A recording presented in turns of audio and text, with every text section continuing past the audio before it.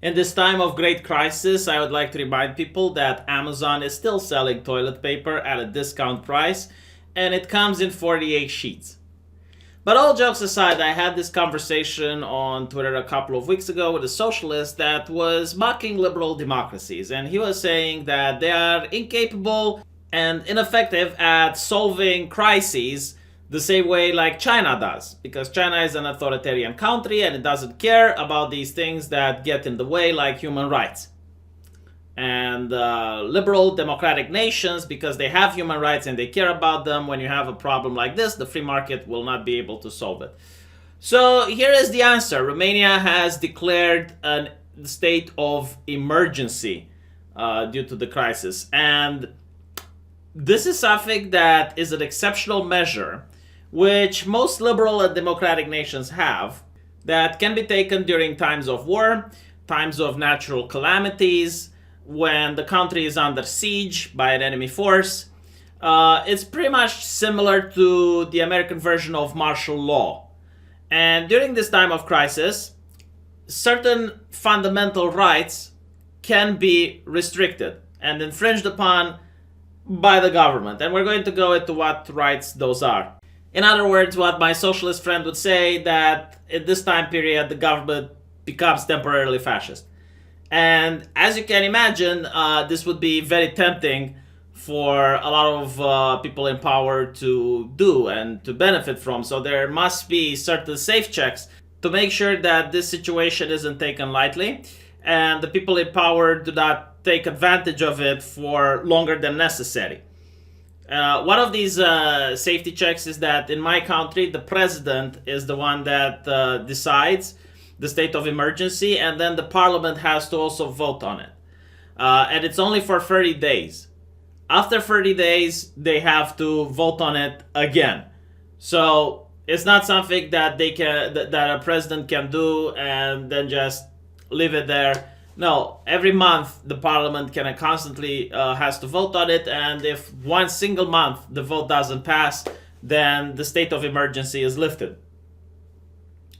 Now, in this case, in my country, based on the constitution, the state of emergency can be declared for a countrywide or only certain cities. And right now, as I understand it, it is actually declared countrywide. And this comes with certain exceptional measures, both political and economic, and also that affect the public order. So what certain rights can the government infringe on people during a state of emergency? Well, one of them is the right to own property. But in World War II, I believe this was also imposed, and the German army started confiscating bikes from people, for an example. The reason they did this is because they would use the metal from the bikes in order to manufacture more bullets.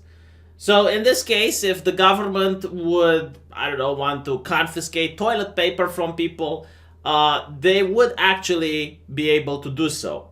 They can forbid gatherings. In fact, in my country, gatherings over 100 people have already been forbidden. They can lock the border. They can shoot people that want to cross the border during the state of emergency.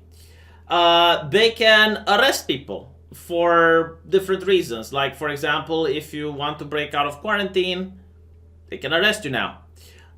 They can evacuate people from certain areas.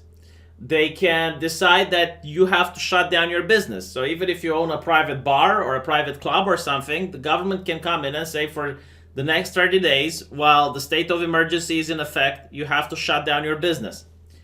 They can suspend the press. I don't know why anyone would want to suspend the press during this time period when all the news comes from social media, but they can suspend the press. The military can take control of certain institutions. They can impose rationing on certain goods. Hopefully toilet paper, because it was very difficult for me to find toilet. I do not know why. All right, it just happened that I ran out exactly during this period. I wanted to go buy some and I had difficulty finding any. So eventually when I did find some, I bought 3 packs because I didn't want to run out and have to do this epic journey again. So I guess I'm part of the problem, not of the solution. But regardless, I do have toilet paper. More than I need. Turns out my girlfriend also went and bought toilet paper because she didn't know that I was out shopping. Now I have toilet paper.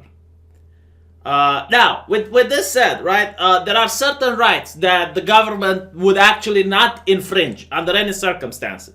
So they will not limit someone's right to live, which means the government is not allowed to just go out and shoot people willy-nilly.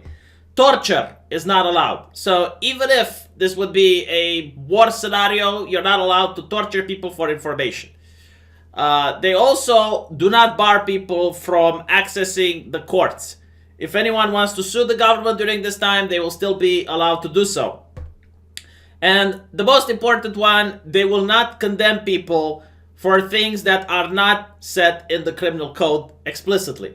Meaning they cannot just invent a new type of crime that doesn't exist and then punish people for doing something that's not considered a crime, if that makes any sense. So yeah, Romania is now under state of emergency. My town looks desolated. I guess we'll see what happens next. I wish my authorities the best of luck in order to fix this. I know Romania is not one of the best nations when it comes to its medical facilities, but hopefully we're going to do with what we got. And even though I do not particularly like my president, I didn't vote for him, I want to fully support him during this time period so that we can manage to get out of this crisis. And if you're a Romanian that's listening to this, I'll make a video tomorrow urging people to respect the quarantine laws, to stop endangering the public, and try to remain calm. This is a situation that is not into your control as an individual person. Hopefully the authorities are going to be able to do what needs to be done. Romania is not the only country in the world affected by this, but Romania has been through worse, and I'm pretty sure we're going to come up on top just like we did when the typhoid fever was roaming the streets in my town.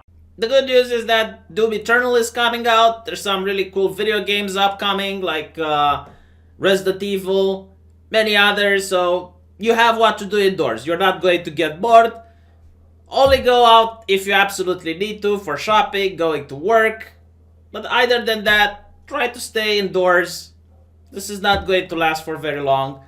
And when this is over, there's going to be some really good memes that we can look back on. Thank you for watching, and I'll see you guys in the comment section.